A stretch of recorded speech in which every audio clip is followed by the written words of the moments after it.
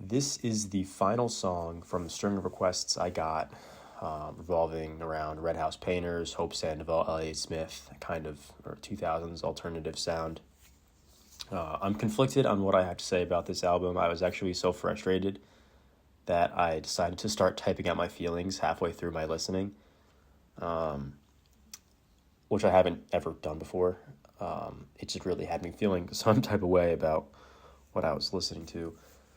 Mojave 3, Excuses for Travelers, a 2000s alternative album that, surprise, I have no knowledge of. I don't know the band. I know nothing about them. I've seen the album cover before. I think I've heard of the band, but I couldn't tell you a song.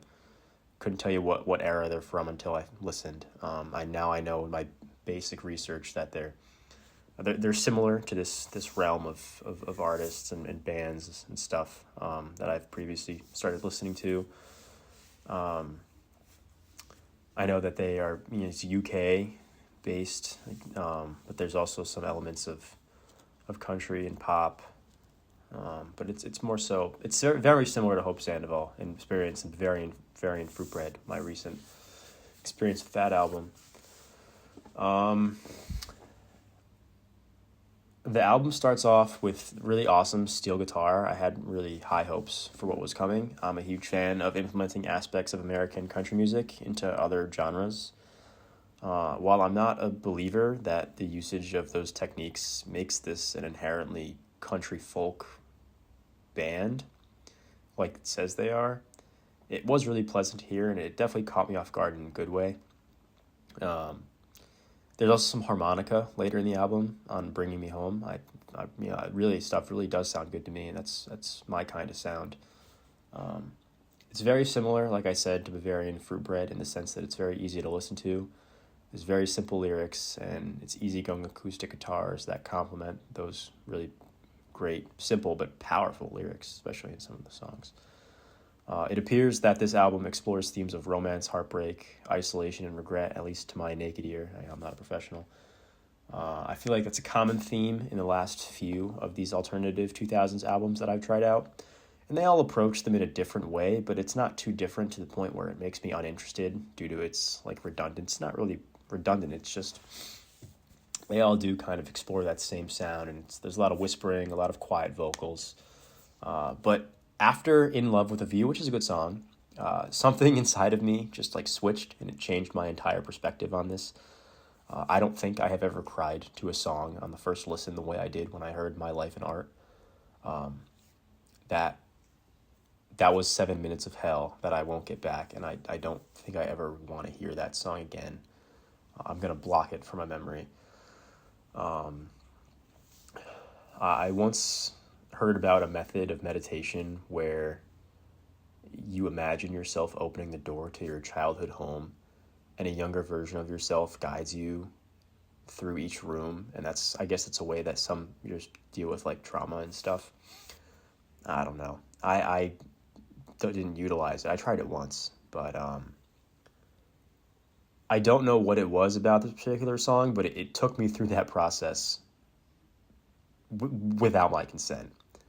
I instantly felt remorse for all of the negative things I've done in my life and the way that I've treated my family and friends. It was such a powerful song that it brought me to a level of nutshell pain and retrospection. I was trying to think of other songs that have really just mentally brought me to my knees. It's like Nutshell. I don't even know. I can't even think about it. I was trying to think when I was listening to the song, but it was just so powerful. I have no idea what else to say. I guess love everyone around you, your family and your friends. Be mindful that everybody has goals in life. And this song kind of reminded me that every single person you know, especially older people, your parents, they all had goals when they were your age. Deep down, we're all the same kid that we can envision when we walk into our imaginary meditative childhood home. I think this song took an innocence from me that I didn't even know I still had. And it didn't get any easier after I listened to When You're Drifting.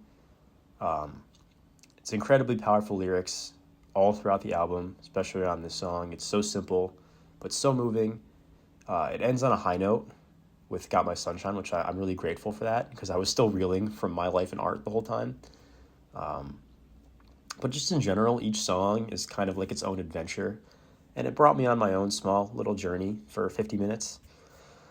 I know it sounds incredibly cliche and over analytical, but I hope that listening to this music will change my life in the way that I approach people and deal with my family. I think that's what good music is about. It's almost therapeutic in a way.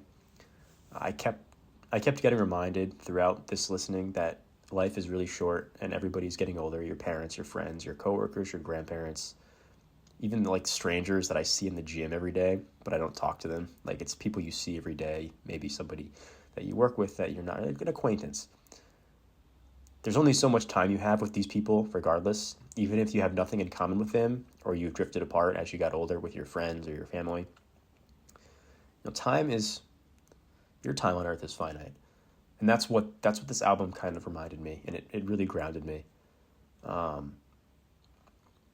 would say my favorite song is When You're Drifting. I think that it has a fantastic message about living in the moment. It's pretty in your face about it. That's why I love it. My least favorite is obviously My Life in Art. It's a song that is so good that it makes me hate it. It's not often that I come across that, especially on the first listen. So if I was forced to listen to this album again, I would probably skip that song. At the end of it all, Excuses for Travelers is a 9 out of 10. I wish I know I have more to say about this album. I could talk about this all day. But this was just, it really took a toll on me. I was not expecting this to be that heavy. But I enjoyed it. It's a 9 out of 10. Does it have replay value to me? No. I'll never listen to it again. I don't ever want to touch this album again. But it's good. 9 out of 10. Listen to it once. See if it impacts you even slightly the way it impacted me. But yeah. Thanks for listening.